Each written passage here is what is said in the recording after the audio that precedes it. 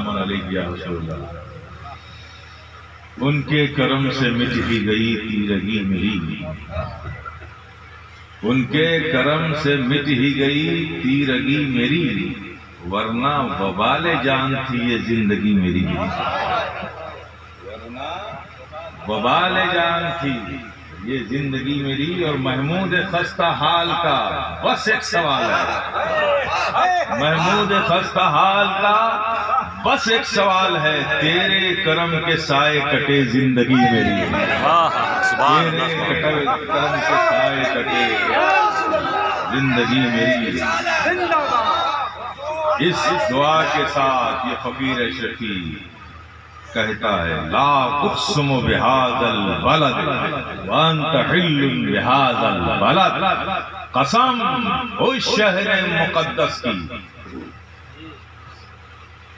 قسم اس شہر مقدس کی، اے محبوب، اے محبوب جس میں آپ جلوہ فرما، آپ جہاں جلوہ فرما ہے محبوب، اس شہر مقدس کی قسم۔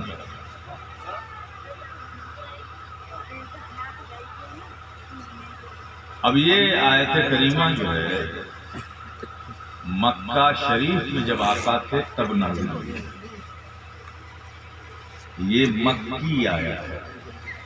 جتنی آیتیں مکے میں نازل ہوئی اسے مکی کہتے ہیں، جتنی آیتیں مدینہ شریف میں نازل ہوئی اسے مدنی آیتیں، ٹھیک ہے؟ تو یہ مکے شریف میں نازل ہوئی تو مکی ہے۔ تو قسم شہر مکہ کی، اے محبوب، اے محبوب جس میں آپ جلوہ فرما۔ اب تصور کرو میرے پیارے، جس شہر کی قسم رب یاد کرے، ہم آپ قسم کھاتے ہیں اور رب کھانے پینے سے پاک ہے، تو قسم یاد کرے، جس شہر کی قسم رب یاد کرے، اس شہر کی عظمتوں کا کوئی اندازہ کر سکتا ہے؟ بولو نا میرے پیارے، جس کی عظمت کی سند رب عطا فرما دے، اس عظمت کے اس شہر کی عظمت کا کوئی اندازہ کر سکتا ہے؟ لیکن خیر کا سوچنا ہوگا، مکہ اتنا باعظمت کہ رب اس کی قسم یاد کر کے عظمت کی سند عطا کرے؟ ٹھہرو، رکو، پوچھو مکہ سے، اے مکہ تو اتنا باعظمت بنا کیسے؟ تو اتنا باعظمت بنا کیسے؟ یہ آج کل توحید کے دعوے دار مکے میں جاتے ہیں، مدینے کو اگنور کرتے ہیں، وہ بھی پوچھے نا مکہ سے، کیا ہے مکہ تو اتنا باعظمت بنا کیسے؟ اے مکہ تو فسق و فجور کی پناہ گاہ، اے مکہ تیرے سینے پر 360 ظالم خداؤں کی پوجا ہوتی ہے، اے مکہ تو ابو لہب کی گنڈا گردی اور ابو جہل کی دادا گیری کا مرکز تھا، اے مکہ تیرے وطن میں نہ جانے کتنے معصوموں کو زندہ دفن کر دیا جاتا تھا، اے مکہ تو دنیا کے جغرافیہ میں سب سے زیادہ انکلچرڈ انسیویلائزڈ قوم اگر رہتی تھی تو تیری زمین پر رہتی تھی، اے مکہ تیرا ماضی تو ایسا تھا، آج تو اتنا باعظمت بنا کیسے؟ مکہ سے پوچھو گے تو آج بھی مکہ یہی آواز دے گا، ہاں میرے سینے پر 360 ظالم خداؤں کی پوجا ہوتی تھی، یہ میرا ماضی تھا، میں فسق و فجور کی پناہ گاہ تھا، یہ میرا ماضی تھا، میری بطن میں نہ جانے کتنے معصوموں کو زندہ دفن کر دیا جاتا تھا، یہ میرا ماضی تھا، میں ابو لہب کی دادا گیری اور ابو جہل کی گنڈا گردی کا مرکز تھا، یہ میرا ماضی تھا. لیکن ارے تو نے نہیں دیکھا, ارے تو نے نہیں سوچا, جب سے سید المرسلین نے, راحت العاشقین نے, مراد المشتاقین نے, رحمت للعالمین نے جب سے میری زمین پر اپنے قدم ناز کو رکھا ہے, میری عظمت, میری بلندی کا ستارہ عرش پر چمکتا ہوا نظر آ رہا ہے, عروج پر چمکتا ہوا نظر آ رہا ہے. مکہ بول اٹھا, ارے میں کچھ نہ تھا, کچھ نہ ہوتا. یہ سب تو آقا نعمت کے قدموں کی برکت ہے, رسول رحمت کے قدموں کی برکت ہے. جب نبی آئے مکہ میں تو مکہ مکہ ہو گیا, ایسا باعظمت ہو گیا کہ اس کی قسم یاد کر کے رب عظمت سند دے رہا ہے. آپ سمجھ گئے, نسبت پیارے بڑی اہم چیز ہے, سمجھ گئے نا, بہت امپورٹنٹ چیز ہے نسبت. اسلام سے اگر نسبت کو نکال دو گے نا تو پھر اسلام میں کچھ ہے ہی نہیں. یہ جو نسبت کے منکرین ہیں, نسبت کو نکال کر مجھے بتائیں. چلے میں اسی ٹریک پہ چلتا ہوں, آج نسبت ہی سمجھاتا ہوں. مکہ کو جب سے نبی کے قدموں سے نسبت ہوئی باعظمت ہو گیا. ورنہ مکہ کا بازی تو بڑا عجیب تھا, ہے نا. سمجھو نسبت کیا ہے. نسبت حاصل ہو جاتی ہے تو باعظمت بھی بناتی ہے, باکمال بھی بناتی ہے. نسبت اتنی پاورفل چیز ہے کہ وہ باعظمت بھی بناتی ہے اور باکمال بھی بناتی ہے. آؤ چلتے ہیں, مکہ شریف میں رہتے ہیں, خیالات میں آؤ. ذرا مجھے بتاؤ یہ حجر اسود کیا بولو نا, پتھر ہے نا, معلوم ہے, کنفرم ہونا, کوئی ڈاؤٹ تو نہیں ہے. میں بھی کہتا ہوں پتھر ہی ہے. حجر اسود کیا ہے؟ پتھر. اور حکم کیا ہے ہر حاجی کو یا عمرہ کرنے والے کو, طواف کرنے والے کو, کہ اسے چوم کر شروع کرو اور چوم کر ختم کرو. اب کیا چوما آپ نے ذرا بتائیے تو؟ پتھر. تو ہندوستان میں تو ہم سنتے تھے کہ پتھر چومنا شرک ہے.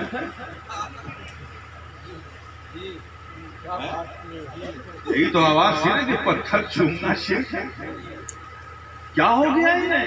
ہندوستان میں کہتے ہیں پتھر چومنا شرک, وہاں جا کے پتھر چوم رہے ہیں. اہل سنت والجماعت حق ہے اور حق سر چڑھ کر بولتا ہے. پوچھو ان حاجی صاحب سے, حاجی صاحب گئے تھے حاجی صاحب بننے, پتھر چوم کے مشرک صاحب بن کے آ گئے. مشرک صاحب بن کے آ گئے اور حکم ہے بھاگ نہیں سکتے. طواف چوم کر شروع کرو, ختم چوم کر کرو. اگر ہاتھ سے نہیں چوم سکتے تو اشارے سے چومو. فرصت نہیں ہے, چوم نہیں پڑے گا, چوم نہیں پڑے گا.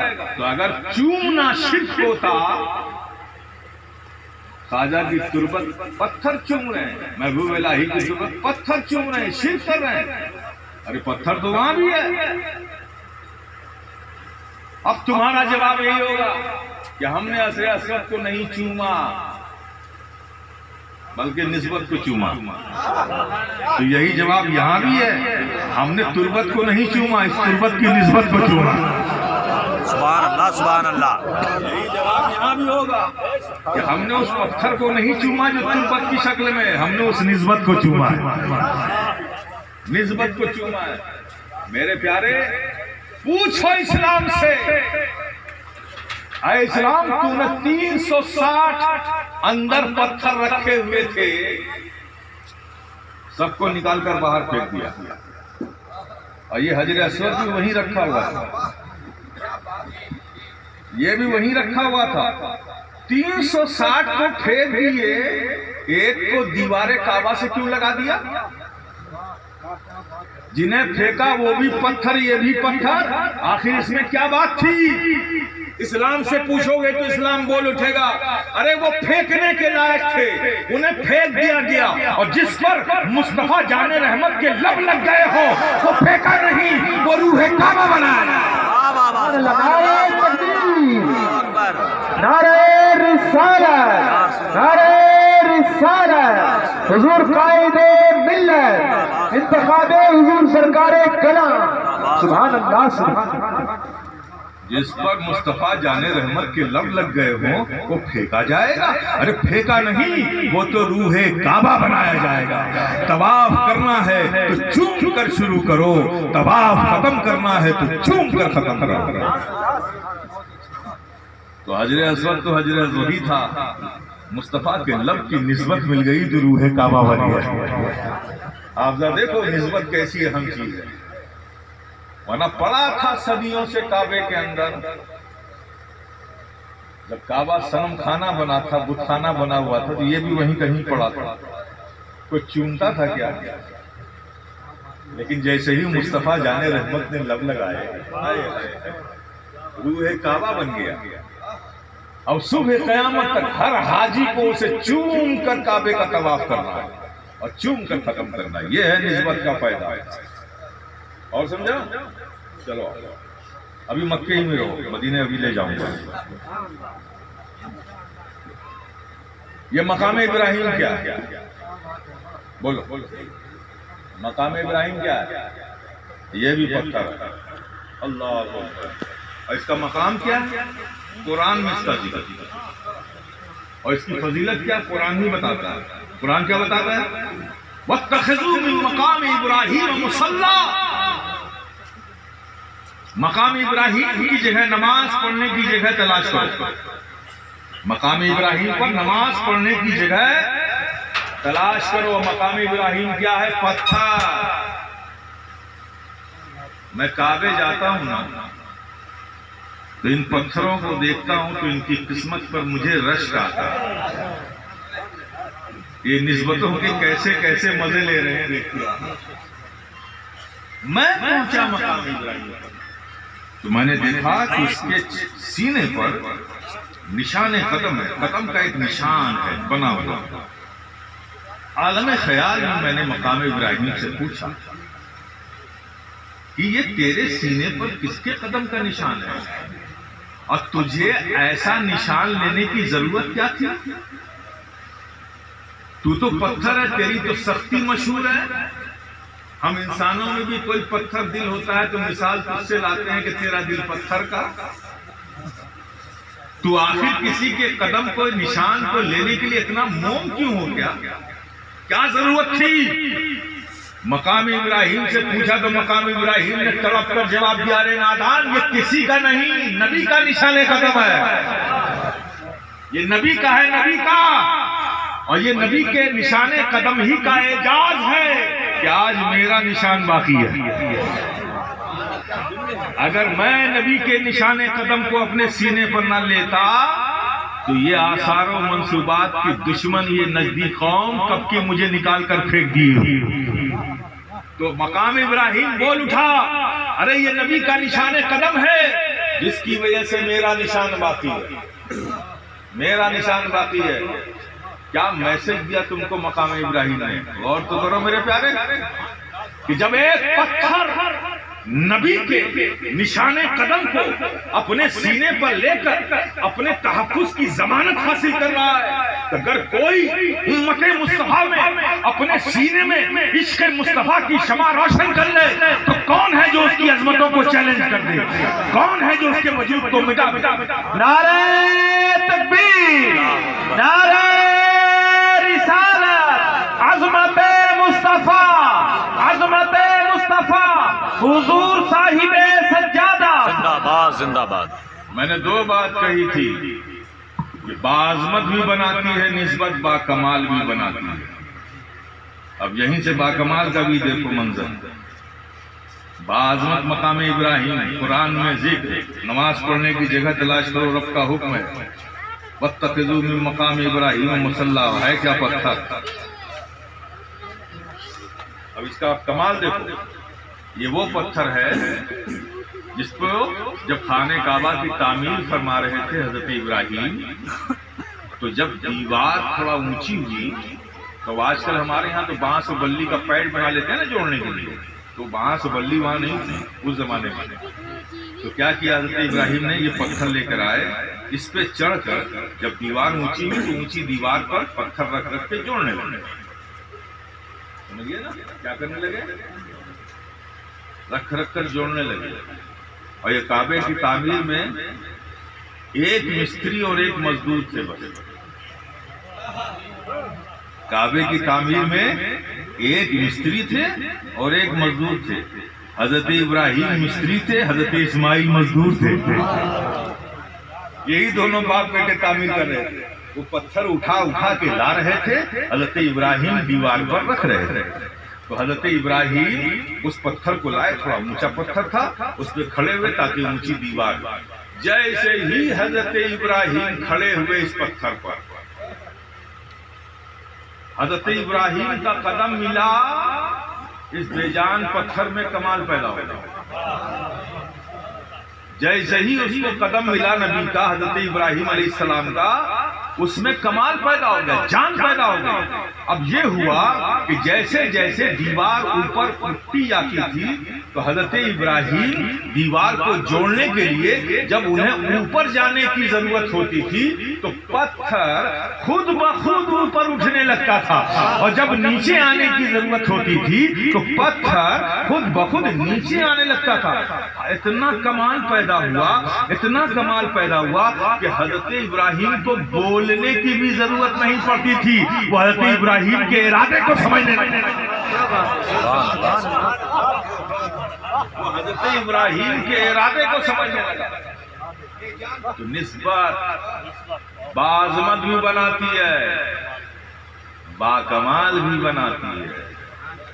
سمجھئے؟ اب تیسری بات ایڈ کرتا ہوں. نسبت باعظمت بھی بناتی ہے, باکمال بھی بناتی ہے. اور نسبت کا فیضان تقسیم سے کم نہیں ہوتا, تقسیم کرتے جاؤ فیضان بڑھتا چلا جاتا ہے. اور کوئی بات اس فقیر کی ہوا میں گرے لگانے کی نہیں ہے, ہوا میں نہیں گرے لگاتا ہوں. جو بات کہتا ہوں اس کی دلیل لگتا ہوں. نسبت کا فیضان تقسیم کرنے سے گھٹتا نہیں ہے, بلکہ جتنا تقسیم کرو گے یہی کمال کی چیز ہے, بڑھتا چلا جاتا ہے, بڑھتا چلا جاتا ہے. اب آؤ اس کو بھی سمجھو. طواف کرنے کے بعد آپ کہاں جاتے ہو؟ مقام ابراہیم پہ 2 رکعت نماز پڑھنے کے بعد کہاں جاتے ہو؟ حکم کیا ہے بولو نا. زمزم. ابھی زمزم بیچ میں چھوڑو گے صفا مروہ چلے جاؤ. زمزم, یہ زمزم اس کا معنی سمجھا ہے کبھی کیا؟ زمزم کا مطلب تھم جا, تھم جا. حضرت حاجرہ نے کہا تھا جب پانی میڑ بنائی اور پانی اس کے اوپر بھی جانے لگا, دیکھو اللہ کی ایک مقبول بندی کے نکلے ہوئے زبان سے نکلے ہوئے الفاظ کا اثر دیکھو.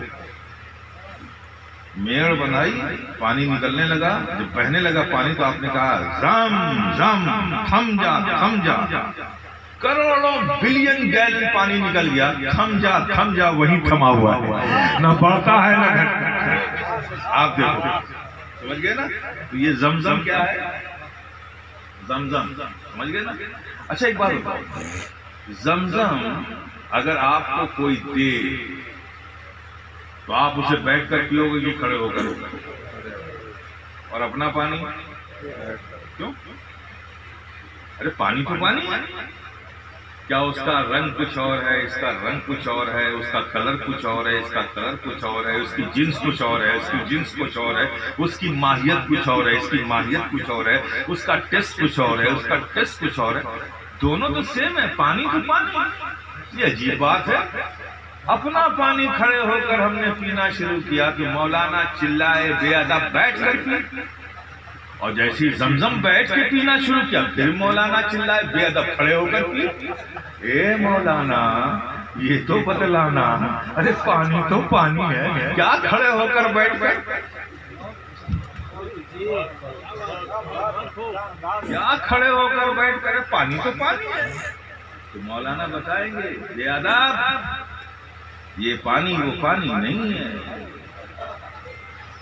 یہ پانی وہ پانی نہیں ہے, یہ وہ پانی ہے جس نے اللہ کے ایک نبی کے قدموں کا بوسہ لیا ہے, ان کی ایڑیوں کی رگڑ سے یہ چشمہ نکلا ہے. اسے اللہ کے ایک نبی کے قدموں سے نسبت ہے. کنفرم ہو گیا؟ یہی عظمت کی سند ہے، اسی لیے کھڑے ہو کر. اچھا خوبی کی بات ہے، خوبی کی بات ہے، خوبی کی بات ہے. اب جو سنی ہے وہ تو مسرور ہو کر کھڑا ہو کر پیتا ہے، لیکن جو یہاں تعظیم میں کھڑے ہونے کو ناجائز کہتے ہیں انہیں دیکھتا ہوں وہ بھی زمزم کھڑے ہو کر پیتے ہیں. تو میں نے پوچھا ہماری تو عادت ہے تعظیم میں کھڑے ہونے کی، ہم تو مسرور ہو کر پی رہے ہیں، تو اس سے انکار کرتا ہے، تو یہاں کیوں پی رہا ہے کھڑا ہو کر تعظیم میں؟ کہا کیا کروں مجبور ہو کر پی رہا ہوں، مجبور ہو کر پی رہا ہوں. کھڑے ہو کر وہ بھی پیتے ہے نا. تو بات کیا ہوئی کہ ایک نبی کے قدم کی سے نسبت حاصل ہے، اس لیے زمزم کی تعظیم میں کھڑے ہوا جائے اور کھڑے ہو کر پیا جائے. یہاں بھی کنسپٹ صحیح ہو گیا کہ تعظیم میں کھڑا ہونا ضروری ہے. اگر تعظیم کرنا ہے تو کھڑے ہو کر ہی تعظیم ہوتی ہے. سمجھ گئے نا؟ یہ بھی کنسپٹ کلیئر ہو گیا. اب آگے بڑھ گئے. میں نے کہا تھا فیضان تقسیم سے کم نہیں ہوتا، جتنا بڑھتا جائے گا بڑھتا جائے گا. اب مجھے بتاؤ آپ نے کیا کہا کہ حضرت اسماعیل ذبیح اللہ کے قدموں سے یہ پانی لگا اس لیے اس کی تعظیم میں ہم کھڑے ہو کر اسے پیتے ہیں. یہی جواب تھا آپ کا؟ ایمانداری سے بتاؤ جو لگا تھا وہ رکھا ہے کیا؟ جو ان کے قدموں سے لگا تھا ابھی تک باقی ہے کیا؟ جو لگا تھا وہ ختم ہو گیا اور جو ہے وہ ان کے قدم سے لگا نہیں. اس کی تعظیم جو قدموں سے لگا تھا تو سمجھ میں آتی ہے، اور یہ جو اس وقت زمزم ہے یہ تو کسی نبی کے قدم سے لگا ہی نہیں، اور تعظیم آپ اس کی کر رہے ہو، اس کی کر رہے ہو. میرے پیارے تو کہنا ہوگا ہاں یہ وہ پانی تو نہیں ہے جو ایک نبی کے حضرت اسماعیل ذبیح اللہ علیہ الصلوۃ والسلام کے قدموں سے لگا تھا. یہ وہ پانی تو نہیں ہے، لیکن اس پانی کو اس پانی سے نسبت ضرور ہے. نسبت ضرور ہے. دیکھو نسبت کا فیضان تقسیم ہونے سے بڑھتا چلا جا رہا ہے، گھٹتا نہیں ہے، گھٹتا نہیں ہے. جتنا تقسیم کرو گے اتنا بڑھتا چلا ہے. نسبت یہ عجیب چیز ہے میاں. نسبت باعظمت بناتی ہے، نسبت باکمال بناتی ہے. نسبت کا فیضان تقسیم سے کم نہیں ہوتا. چلو تھوڑی دیر کے لیے میں آپ کو آپ کے محلے میں گاؤں میں لے آتا ہوں. تعظیم میں کھڑے ہوا جاتا ہے. تعظیم میں یہ اہل سنت والجماعت کا مسئلہ ہے. تعظیم میں عقیدہ ہے، کھڑے ہو جاتے ہیں. چلیے وہ تو بات زمزم کی ہوئی تھی. اب مسجد میں آج کل تو ٹیپ ہے، نل لگا ہوا ہے، پانی کھولا وضو کیا، آدھا پانی بہایا. جتنا وضو کرنے میں صرف ہوتا ہے اس سے زیادہ لوگ پانی بہاتے ہیں. ٹیپ کا یہ نقصان ہے، یہ اسراف پہ بھیجا ہے، لیکن اس پہ کوئی کنٹرول نہیں کریں گے. سہولت کے لیے لوگ سب کچھ کر رہے ہیں. لیکن پہلے کیا ہوتا تھا، لوٹا رکھا رہتا ہے، ہینڈ پائپ سے کنویں سے پانی نکال کے لوگ لوٹے سے وضو کرتے تھے نا. اچھا اب جو وضو کا پانی لوٹے میں بچ جاتا تھا تو اسے کھڑے ہو کے پیتے ہیں آپ کے بیٹھ کر؟ کھڑے ہو کر. یہ تو زمزم نہیں، اسے کیوں کھڑے ہو کر؟ بولو نا. اچھا اس میں بھی سب کا اتفاق ہے، ہم بھی کھڑے ہو کر پیتے ہیں اور وہ بھی کھڑے ہو کر پیتے ہیں. جن کو کھڑے ہونے میں تکلیف ہوتی ہے وہ بھی دیکھا میں نے، اونچا پائجامہ، منڈا ہوا سر، پیشانی پہ نشان، ان کو بھی دیکھا کھڑے ہو کے لوٹے سے پانی پیتے ہیں وضو کا. تو یہ تو وضو کا جو پانی تھا یہ تو آپ کے ہینڈ پائپ کا تھا، آپ کے کنویں کا تھا، یہ تو آپ کا پانی تھا، یہ تو کوئی زمزم نہیں تھا. اسے کیوں کھڑے ہو کر؟ تو کہنا ہوگا کہ دراصل بات یہ ہے کہ یہ وہ پانی ہے جس نے ہم پر احسان کیا. کیا احسان کیا؟ احسان یہ کیا کہ اس نے ہمیں اللہ کی عبادت کے لائق بنایا. اس نے احسان کیا تو اس احسان کے بدلے اس کی ہم تعظیم کر رہے ہیں. کیا کر رہے ہیں؟ اور اس پہ سب کھڑے ہو کے پیتے. اب کتنی حیرت ہے ان کی عقلوں پر. وضو نماز کے لائق بنا دے تو اس احسان میں تعظیم میں کھڑے ہونا جائے. بچے ہوئے پانی کی تعظیم میں کھڑے، اور جس کے صدقے میں نماز ملی اس کی تعظیم میں کھڑے ہونے میں تکلف، حیرت کی بات نہیں، حیرت کی بات ہے میرے پیارے۔ سب کھڑے ہو کر پیتے ہیں، آپ نے کہا کہ ہم نے اس لیے کھڑے ہو کر اس پانی کو پیا، اس لیے کہ یہ وہ پانی ہے کہ جس نے ہمیں اللہ کی عبادت کے لائق بنایا، یعنی ہم پر احسان کیا، اس احسان کے بدلے ہم اس پانی کی تعظیم میں کھڑے ہو کر اسے پی رہے ہیں۔ ہو گیا؟ پھر سوال بنے گا کہ جس پانی نے احسان کیا وہ تو بہہ گیا، اور یہ جو بچا ہوا اس نے کوئی احسان نہیں کیا۔ بھائی جس نے احسان کیا وہ تو بہہ گیا نا، اور جو لوٹے میں بچا ہے اس نے تو کوئی احسان ہی نہیں کیا، اور آپ تعظیم کس کی کر رہے ہیں؟ بچے ہوئے کی۔ بولو نا میرے پاس، سمجھ میں آ رہی ہے؟ میں صرف سمجھانا چاہتا ہوں، میں کوئی تقریر نہیں کر رہا ہوں، آپ سمجھو۔ جس نے احسان کیا وہ تو بہہ گیا، اور یہ جو بچا ہوا ہے اس نے تو کوئی احسان ہی نہیں کیا، اور تعظیم کس کی کر رہے ہیں آپ؟ بچے ہوئے کی، بچے بھی کر رہے ہیں۔ تو میرے پیارے کہنا ہوگا کہ وہ پانی جس نے ہمیں اللہ کی عبادت کے لائق بنایا وہ پانی اصل تھا۔ کیا تھا؟ وہ اصل تھا، یہ بچا ہوا اس کی نسل ہے۔ تو طریقہ یہ ہے کہ جب اصل احسان کرتا ہے تو نسل کی تعظیم ہوتی ہے۔ نعرہ تکبیر، نعرہ رسالت، انتخاب حضور سرکار کلام، انتخاب حضور سرکار کلام۔ سبحان اللہ، سبحان اللہ، فیضانی سبحان اللہ، سبحان اللہ، مخدومی فیضان بٹ رہا ہے۔ جب اصل احسان کرتا ہے تو نسل کی تعظیم کی جاتی ہے۔ یہ نسبتوں کا فیضان تقسیم کرنے سے گھٹتا نہیں ہے، جیسے جیسے تقسیم کرتے جاؤ گے فیضان بڑھتا چلا جائے گا۔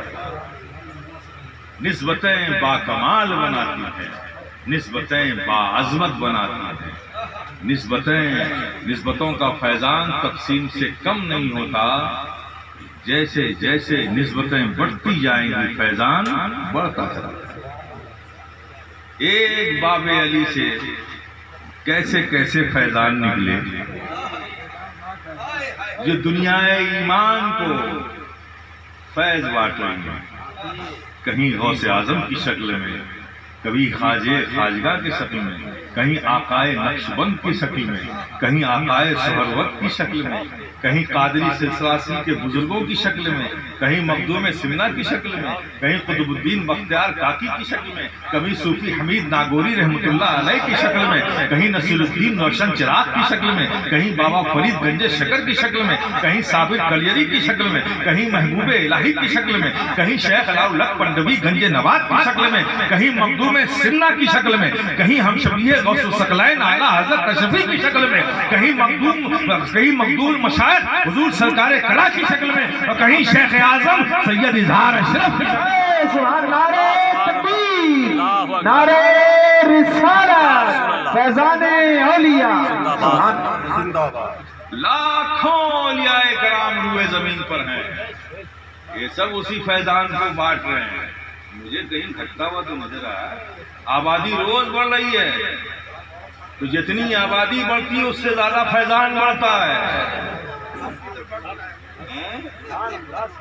کل جو بادشاہ ہوتا تھا وہی ملینر ہوتا تھا، جب کسی حکومت کا جو بادشاہ ہوتا تھا وہی ملینر ٹریلر ہوتا تھا، سب سے زیادہ دولت اسی کے پاس ہوتی تھی، باقی سب اس کی رعایا اس سے کم دولت رکھتی تھی۔ آج خواجہ کا فیضان دیکھو، ایک بادشاہ کے پاس جتنی دولت تھی نہ جانے کتنے بھکاریوں کو اس سے زیادہ نواز دیا۔ ایک بادشاہ نہیں، سینکڑوں بادشاہ پڑے ہوئے، ٹریلر ہے، بلینر ہے، ملٹی ٹریلر، حکومتوں کو خرید سکتے ہیں اتنا پیسہ۔ تو فیضان تقسیم سے گھٹتا نہیں ہے۔ چلیے اتنا سمجھ گئے، بس اس کو محفوظ کیجیے۔ اب میں یہاں سے دوسری طرف چلتا ہوں۔ اب آپ مجھے بتائیے، آپ مجھ سے پوچھ سکتے ہیں آپس میں پوچھ سکتے ہیں کہ حضرت نے کہا، پیر جی نے کہا کہ نسبت باکمال بناتی ہے، نسبت باعظمت بناتی ہے، تو ہم نے بھی تو نسبت رکھا ہے، ہمارے پاس بھی تو نسبت ہے، تو یہ ہم باکمال کیوں نہیں ہو رہے ہیں؟ ہم باعظمت کیوں نہیں ہو رہے ہیں؟ ہم کیوں نہیں باعظمت ہو رہے ہیں؟ ہم کیوں نہیں باکمال ہو رہے ہیں؟ بس پیارے اسی کو سمجھ لو، اسی کو سمجھو میرے پاس۔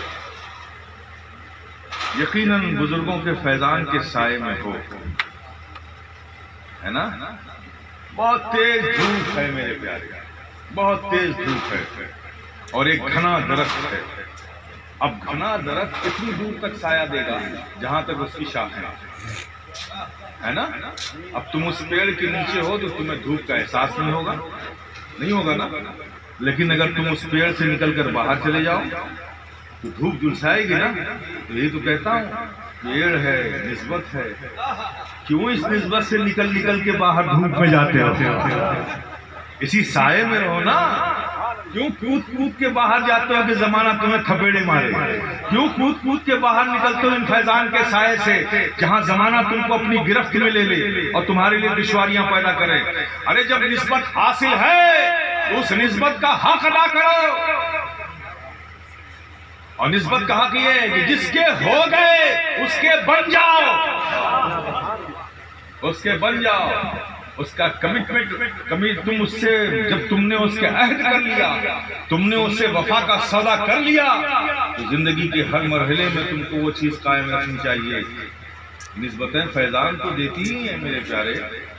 تم جب سایہ دار درخت کے نیچے رہو گے تو باہر دھوپ کا اندازہ نہیں ہوتا تمہیں پتہ نہیں ہے کہ کیسے کیسے طوفان تمہارے لیے آتے ہیں، یہ نسبتیں ہیں جو اس کا رخ موڑ دیتی ہیں، یہ نسبتیں ہیں جو اس کا رخ موڑ دیتی ہیں، تمہیں خبر بھی نہیں ہوتی میرے پیارے۔ لیکن باکمال نہیں بن رہے ہو، باعظمت نہیں بن رہے ہو، بلندیوں پہ نہیں جا رہے ہو، اس کی وجہ یہ ہے کہ وہ نسبت، اور نسبت جو محبت سے پیدا ہوتی ہے، نسبت میں جو کمال جس محبت سے پیدا ہوتی ہے، شاید ابھی اس محبت میں کمی ہے۔ کیا ہے؟ اس محبت میں کمی ہے۔ اگر محبت میں کمی نہ ہوتی تو تم بھی آج یہ محکوم نہ ہوتے، حاکم بن کے رہتے، سلطنتیں تمہاری تم سے چھینی نہ جاتی، حکومتیں تمہاری زوال پذیر نہ ہوتی، آج بھی تم سلطان ہی بن کے رہتے۔ اللہ نے تمہیں ہی حاکم بنایا تھا، محکوم تم اپنے عمل سے ہو گئے، اپنے عمل سے محکوم غلام بنے ہو، ورنہ تمہیں تو سلطنت کرنے کے لیے بھیجا گیا تھا، حکمرانی کرنے کے لیے بھیجا گیا تھا، لیکن ہم نے اپنی روش بدل دی، دنیا نے ہمیں اپنا غلام بنا لیا۔ اگر پھر تم حکمرانی چاہتے ہو، اگر پھر تم سلطانی چاہتے ہو، اگر پھر تم بلند مقام چاہتے ہو، اگر پھر تم اپنے عہد رفتہ کو حاصل کرنا چاہتے ہو، تو میرے پیارے صرف ایک ہی یہ ہے، ایک ہی راستہ ہے، لوٹ آؤ اپنے رب کی طرف، لوٹ آؤ اس کی رضا کی طرف، لوٹ آؤ آقا کی سچی محبت کا حق ادا کرنے کی طرف، لوٹ آؤ اپنے بزرگوں سے وفاداری کے عہد کو نبھانے کی طرف۔ پھر سے تم لوٹ آؤ گے، پھر زمانہ تمہارے قدموں میں ہوگا۔ تم سمجھتے ہو کہ تم نے جس چیز کا عادی اپنے آپ کو بنا لیا ہے وہ صحیح ہو جائے گی؟ تم حسد کے عادی بنا چکے ہو، تم جلن کے عادی بنا چکے ہو، تم ایک دوسرے پہ بے اعتمادی رکھنے کی عادت ڈال چکے ہو، تم ایک دوسرے کے خلاف بغض رکھنے کی عادی ہو چکے ہو، تو کیا تمہاری عادت تمہارے رکھنے سے صحیح ہو جائے گی؟ میرے پیارے، تمہاری ترقی کی رکاوٹ نہ کوئی سیاسی پارٹی ہے، نہ کوئی تمہاری مخالف تنظیم ہے، تمہاری راہ کی رکاوٹ خود ہمارا اور تمہارا عمل ہے۔ میں آپ سے بتا رہا ہوں، پوری ذمہ داری سے کہہ رہا ہوں میرے پیارے، سن لو اس بات کو، سن لو اس بات کو، گرہ باندھو۔ آج اسلام کی تبلیغ و اشاعت کا بہت ہی گولڈن پیریڈ ہے، کیونکہ ساری دنیا کی قومیں اپنے اپنے مذہب سے ان کا اعتماد اٹھ چکا ہے، وہ چاہے کرسچینٹی ہو، چاہے جیوز ہو، چاہے جینزم ہو، چاہے بدھزم ہو، چاہے ہندوازم ہو، ہر قوم کا فرد اب اپنے مذہب پر بھروسہ نہیں کرتا، ماحول بنا کے ان کو رکھا جا رہا ہے۔ لیکن بے چین سب ہیں. یہ کون سا ہمارا دھرم ہے جو نہ ہمیں منزل کا پتہ بتاتا ہے نہ منزل پہ پہنچنے کا راستہ بتاتا ہے؟ سب بے چین ہیں. یہی وہ وقت تھا جو اسلام بڑی آسانی سے لوگوں کے دل و دماغ میں اتر جاتا ہے. لیکن جانتے ہو ان کو اس طرف آنے سے کون روک رہا ہے؟ تم روک رہے ہو. صرف تم روک رہے ہو. انہوں نے کتابوں میں پڑھا کہ اسلام شراب کو حرام کہتا ہے. میڈیکل سائنس نے ریسرچ کر کے دیا کہ اسلام شراب ہیومن باڈی کے لیے، انسانی جسم کے لیے خطرناک چیز ہے. یہ لنگس کو خراب کرتی ہے، لیور کو خراب کرتی ہے، پیٹ کو خراب کرتی ہے، کڈنی کو خراب کر دیتی ہے. یہ سائنس نے بتایا. قرآن نے، اسلام نے 1400 سال پہلے کہا تھا کہ شراب حرام ہے. لوگوں نے کہا اس وقت لیبورٹری نہیں تھی، جانچنے کے اتنے آلات نہیں تھے. اسلام نے تو اسے پہلے ہی حرام کہہ کے لوگوں کو اس سے روکا تھا. بتائیے اس وقت کون سا لیب تھا، کون سی پیتھولوجی تھی، کون سا MRI تھا، کون سا سونوگرافی کا سسٹم تھا؟ کچھ تو نہیں تھا. لیکن اسلام نے تو 1400 سال پہلے شراب سے روکا تھا. اسلام حق ہے. پھر اسلام نے کہا کہ جوا حرام ہے. ہاں دیکھو جوا حرام ہے. سلطنتیں لٹ گئی ہیں، بادشاہت ختم ہو گئی ہیں، لوگ کنگال ہو گئے ہیں. یہ پریکٹیکل بڑے بڑے کیسینو کھل رہے ہیں. کیسینو میں بادشاہ جاتا ہے، کنگال بن کر باہر آتا ہے. یقیناً جوا بڑی خراب چیز ہے. اسلام نے تو 1400 سال پہلے کہا تھا جب کیسینو نہیں تھا، کوئی بار نہیں تھا، کوئی اس طرح کے سینٹر نہیں تھے، اس وقت تو کوئی جوا نہیں کھیلتا تھا. لیکن محمد عربی نے مکے کی زمین سے لے کر مدینے کی زمین تک سب کو یہی پیغام دیا کہ جوا رب نے حرام کیا ہے. جب یہ لوگ پڑھتے ہیں تو اسلام کو حق مان کر اسلام کے قریب آتے ہیں. جب قریب آتے ہیں تو کہتے ہیں کہ چلو کسی مسلمان کے پاس چلتے ہیں، باقی کا اسلام ان سے سیکھ لیں گے. جب وہ اپنے گھر سے نکلے، اپنی شاہراہوں سے گزرے، دیکھا کیا کہ ایک شراب خانہ تھا. شراب خانے کے باہر دروازے سے وہ گزر رہا تھا تو دیکھتا کیا ہے کہ ایک مسلمان شراب پی کے شراب خانے سے نکل رہا ہے. جب اس مسلمان کو اس نے شراب پی کر نکلتے ہوئے دیکھا، جوا کھیلتے ہوئے دیکھا، تو اس نے وہیں رک گیا کہ جس اسلام کی تلاش میں کسی مسلمان کے پاس جا رہا تھا. ارے وہ اسلام کا ماننے والا جب اس پر اسلام کا اثر نہیں ہے تو مجھ پر اثر کیا ہوگا؟ وہ آ رہا تھا ایمان لانے، لوٹ گیا تمہارے عمل کو دیکھ کر، تمہارے اخلاق کو دیکھ کر لوگ لوٹ رہے ہیں. تمہارے معاملات کی بدنیتی کو دیکھ کر لوگ لوٹ رہے ہیں. تمہاری بے ایمانیوں کو دیکھ کر لوگ لوٹ رہے ہیں. تمہارے کردار کو دیکھ کر لوگ لوٹ رہے ہیں. میرے پیارے، اگر تم اپنا اسلامی کردار بنا لو، خدا کی قسم کچھ محنت کی ضرورت نہیں ہے، دنیا تمہارے قدموں میں گر جائے گی. ایک بات یاد رکھو، یہ نفسیاتی بات ہے، ہیومن سائیکولوجی ہے، انسان کی فطرت میں ہے یہ کہ جب کسی سے کسی کو کچھ ملتا ہے تو وہ اس کا احسان مانتا ہے، اس کے قدموں میں بیٹھتا ہے. کیا ہوتا ہے؟ قدموں میں بیٹھتا ہے. اب اس کی مثال سمجھو، تمہارے گاؤں میں بھی کوئی نہ کوئی محی الدین تو ہوگا ہی، جس کا نام محی الدین ہوگا. اگر اس نے پڑھا لکھا ہوگا تو گریجویٹ کیا ہوگا، MA کیا ہوگا، PhD کیا ہوگا نا. اب کیا کر رہا ہے وہ؟ ایک عدد نوکری کے لیے اپنے سارے سرٹیفکیٹ کا رول بنا کر کبھی اس دفتر میں، کبھی اس شہر میں، کبھی اس شہر میں گھوم رہا ہے. یہ آپ کے محی الدین کا حال ہے. وہ گھوم کیوں رہا ہے؟ وہ دنیا سے لینا چاہتا ہے، اس لیے در بدر گھوم رہا ہے. اور ایک معین الدین خواجہ کی زمین، اجمیر کی زمین پر ہے.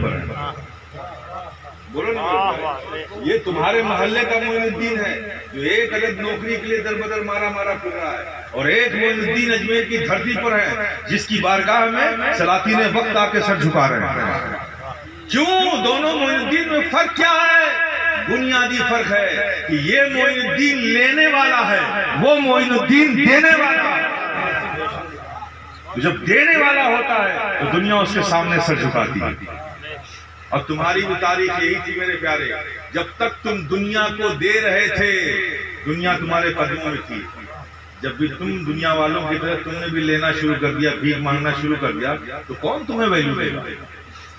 کون تمہیں پہچانے گا؟ کوئی نہیں پہچانے گا. میرے پیارے، دنیا کو دینے والا بنا، اخلاق کی دولت دینے والے بنے، کردار کا حسن دینے والے بنے، نیتوں کی نیکی دینے والے بنے، اچھے عمل کی تلقین کرنے والے بنو. جس دن تم دنیا کو دینا شروع کر دو گے پھر تمہاری دنیا عزت کرنے لگے گی. ایک مثال اور سمجھاتا ہوں. میں یہاں کرسی پہ بیٹھا ہوں, یہاں علماء بیٹھے ہیں, آپ نے مجھے ان سے اوپر بٹھایا. کیوں بٹھایا؟ میں کچھ دے رہا ہوں آپ کو, اس لیے میں اوپر بیٹھا ہوں. اگر تقریر نہ کر رہا تھا تو میں بھی نیچے بیٹھتا ہی بیٹھتا کہ نہیں بیٹھتا. میں دے رہا ہوں آپ کو تو آپ سب نیچے, میں اوپر بیٹھا ہوں. مجھ سے اوپر یہ لائٹ ہے. یہ یہاں کیوں ہے؟ یہ یہاں کیوں ہے؟ اس لیے کہ یہ روشنی دے رہی ہے. یہ کیا ہے؟ یہ مجھ سے بھی اوپر ہے, اس لیے کہ کیا ہے؟ روشنی دے رہی ہے. ایمانداری سے بتاؤ, اگر یہ فیوز ہو جائے تو یہاں رہے گی کیا؟ کہاں رہے گی؟ کسی نالی میں پڑی ہوئی. بس پیارے اتنا سمجھ لو, جب تک تم روشنی دے رہے تھے اوپر تھے, روشنی دینا بند کر دیا, دنیا نے تمہیں نالیوں میں ڈال دیا. تو اپنے کردار و عمل کی اصلاح کرو. بتاؤ دنیا کو آج بھی اسلام مسلمانوں کی شکل میں زندہ ہے. اسلام تو ہر دور میں زندہ رہے گا. یہ دین حق ہے اور حق کی حفاظت اللہ نے اپنے ذمہ کرم میں لے لیا ہے. کسی میں طاقت نہیں کہ اسے کوئی مٹا دے. لیکن دنیا کو بتانا یہ ہے کہ آج بھی اس میٹلزم کے زمانے میں, مادیت کے زمانے میں بھی اسلام مسلمانوں میں زندہ ہے اور زندہ رہے گا انشاءاللہ. یہ اپنے کردار و عمل سے دنیا کو بتاؤ. یہ تمہارے لیے ورک ہے.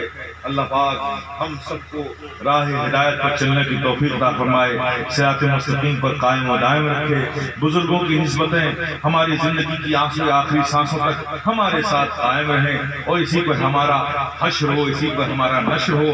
چونکہ اللہ کے پیارے حبیب یہ ارشاد فرماتے ہیں, ایک حدیث سن لو, فرماتے ہیں کہ جس سے جس کو محبت ہوگی اس کا حشر اسی کے ساتھ ہوگا. اس کا حشر اسی کے ساتھ ہوگا.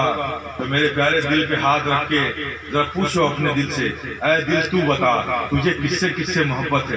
غوث اعظم سے ہے نا, خواجہ خواجگاں سے ہے نا, قطب الدین بختیار کاکی سے ہے نا, محبوب الہی سے ہے نا, حضرت بابا فرید گنج شکر سے ہے نا, مخدوم اشرف جہانگیر سمنانی سے ہے نا. دل کہتا جائے ہاں ہاں, تم مسکراتے جاؤ کہ ہمارا حشر ان کے ساتھ ہوگا, ہمارا حشر ان کے ساتھ ہوگا. ان کی محبتیں دل میں رکھو. اللہ کے پیارے حبیب نے فرمایا ہے کہ جس سے محبت ہوگی اس کا حشر اسی کے ساتھ ہوگا. یہ نسبتیں بڑی قیمتی دولت ہے میرے پیارے, اسے سنبھال کر رکھو, اسے بچا کر رکھو, اس کے تقدس کو اپنے سینوں میں رکھو, اس کی محبت کو اپنے سینوں میں رکھو. انشاءاللہ مولا تعالیٰ دنیا بھی شاندار ہوگی, آخرت بھی شاندار ہوگی. وآخر دعوانا الحمدللہ رب العالمین.